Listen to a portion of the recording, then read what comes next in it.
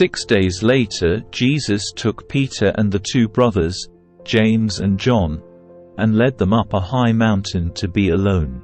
As the men watched, Jesus' appearance was transformed so that his face shone like the sun, and his clothes became as white as light.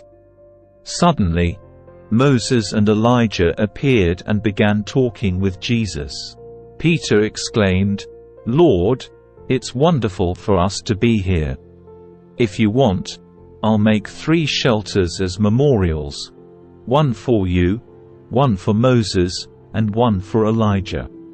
But even as he spoke, a bright cloud overshadowed them, and a voice from the cloud said, "This is my dearly loved Son, who brings me great joy. Listen to him." The disciples were terrified and fell face down on the ground. Then Jesus came over and touched them. "Get up," he said. "Don't be afraid." And when they looked up, Moses and Elijah were gone, and they saw only Jesus. As they went back down the mountain, Jesus commanded them, "Don't tell anyone what you have seen until the Son of Man has been raised from the dead."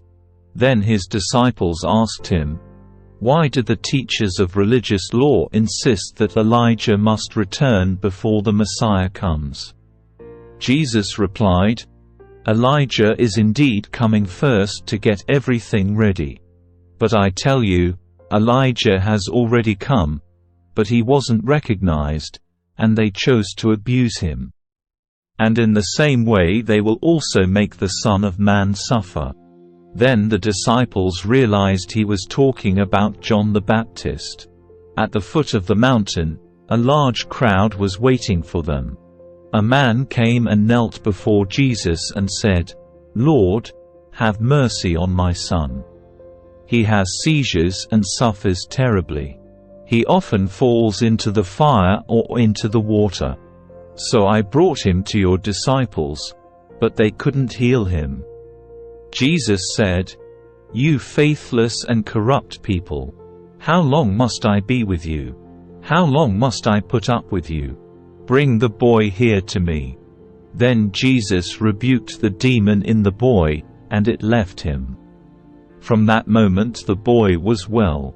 Afterwards the disciples asked Jesus privately, "Why couldn't we cast out that demon?"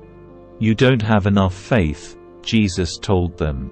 "I tell you the truth, if you had faith even as small as a mustard seed, you could say to this mountain, 'Move from here to there,' and it would move. Nothing would be impossible." After they gathered again in Galilee, Jesus told them, "The Son of Man is going to be betrayed into the hands of his enemies. He will be killed, but on the 3rd day he will be raised from the dead." And the disciples were filled with grief. On their arrival in Capernaum, the collectors of the temple tax came to Peter and asked him, "Doesn't your teacher pay the temple tax?" "Yes, he does," Peter replied. Then he went into the house. But before he had a chance to speak, Jesus asked him, "What do you think, Peter? Do kings tax their own people or the people they have conquered?" "They tax the people they have conquered," Peter replied. "Well, then," Jesus said, "the citizens are free. However, we don't want to offend them, so go down to the lake and throw in a line. Open the mouth of the first fish you catch, and you will find a large silver coin. Take it and pay the tax for both of us."